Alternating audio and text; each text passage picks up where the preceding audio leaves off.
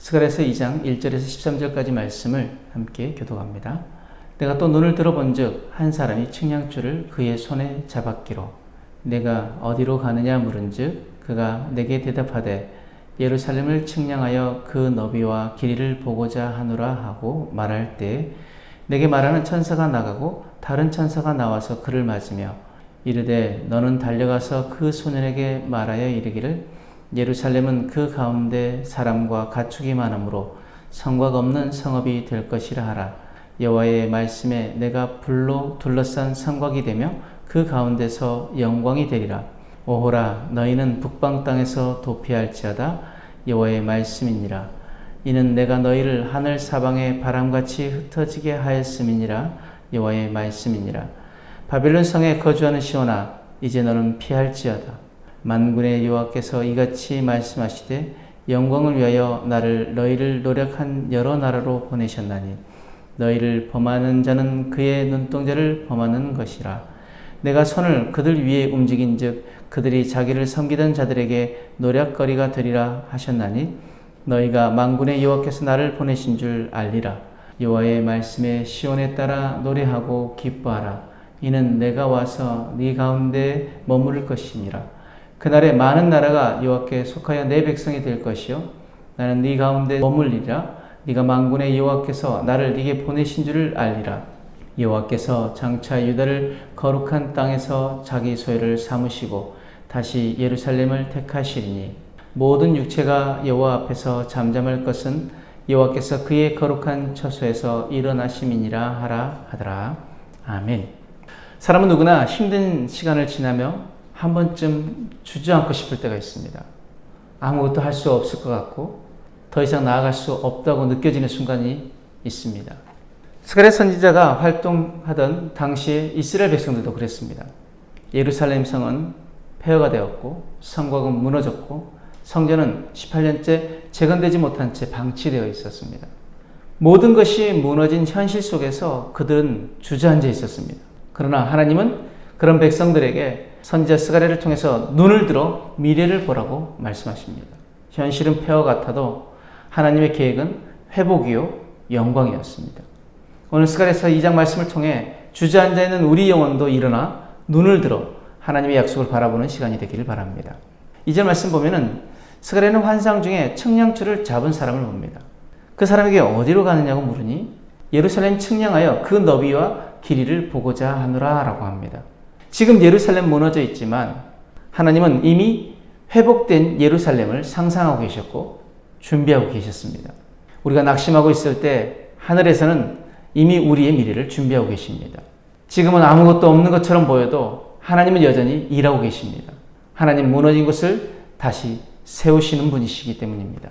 이사야서 43장 19절 말씀에 보라 내가 새 일을 행하리니 이제 나타낼 것이라 너희가 그것을 알지 못하겠느냐 반드시 내가 광야의 길을 사막의 강을 내리니 이렇게 약속하신 분이 바로 우리 하나님이십니다. 4절 5절 말씀 보면은 예루살렘 그 가운데 사람과 가축이 많으므로 성곽 없는 성읍이 될 것이라 그렇게 전하라고 합니다. 그리고 내가 불로 둘러싼 성곽이 되며 그 가운데 영광이 되리라고 말씀하십니다. 당시 성곽이 없는 도시는 방비가 되지 않은 도시였습니다. 그런데 성곽이 없는 성읍이 될 거라고 말씀하십니다. 그것은 무엇입니까? 하나님 놀랍게도 예루살렘이 너무 커지고 풍성하여 성곽조차 필요 없는 도시가 될 것이라고 말씀하십니다. 왜냐하면 하나님 자신이 불성곽이 되어 예루살렘을 지키시기 때문입니다. 현실은 황폐하지만 하나님의 말씀은 풍성한 부흥과 보호를 약속하고 있습니다. 우리도 믿음의 눈을 들어 하나님이 행하실 그 회복과 부흥의 역사를 보기를 원합니다. 6절 13절 말씀에 하나님은 예루살렘을 회복시키시되 단순한 재건이 아니라 열방이 모이는 영광의 성으로 세우십니다. 그리고 이 일에 백성들이 일어나 동참하기를 원하십니다. 11절 말씀에 그날에 많은 나라가 여호와께 속하여 내 백성이 될 것이요 나는 네 가운데 머물리라. 네가 만군의 여호와께서 나를 네게 보내신 줄 알리라. 그리고 12절에 여호와께서 장차 유다를 거룩한 땅에 자기 소유로 삼으시고 다시 예루살렘을 택하시리니 라고 말씀하십니다. 하나님의 역사는 하나님만의 일이 아닙니다. 우리의 순종과 참여를 통해 이루어지는 하나님의 꿈입니다. 그래서 우리는 주저앉아 있지 말고 일어나야 합니다. 그리고 우리의 눈을 들어 하나님이 행하실 그 일들을 바라보아야 합니다. 현실이 아무리 척박해도 하나님은 우리를 그 자리에 머물게 하지 않으십니다. 하나님의 꿈은 언제나 현실을 초월합니다. 우리는 하나님 보여주시는 그 미래를 믿음의 눈으로 바라보아야 합니다. 이스라엘 백성들이 폐허 속에서도 예루살렘의 찬란한 그 회복을 바라보며 다시 일어났듯 우리 역시 하나님의 약속을 붙잡고 주저앉아 있지 말아야 합니다. 오늘 우리는 이 말씀을 가지고 이렇게 결단하길 원합니다. 첫 번째, 현실이 아닌 하나님의 말씀을 붙잡겠습니다. 눈에 보이는 현실은 우리를 절망케 하지만 하나님 보이지 않는 불성각으로 우리를 지키십니다. 그 말씀에 귀를 기울이고 그 말씀을 믿고 나아가길 원합니다.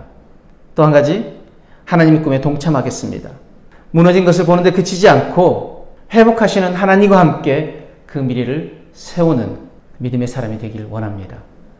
우리가 이 결단으로 오늘도 주님 앞에 승리하며 나가길 원합니다. 오늘 하나님은 우리에게 말씀하십니다. 눈을 들어 보라고.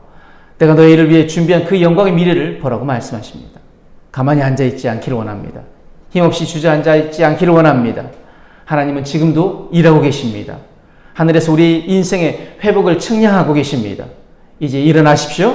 눈을 들어 하나님이 준비하신 그 미래를 바라보십시오. 그리고 그 미래를 믿음으로 준비하시길 바랍니다. 주저앉아 있는 자가 아니라 미래를 보는 자가 되어 오늘을 이기고 살아내는 저와 여러분들의 삶이 되어지길 주님 이름으로 축복합니다. 아멘.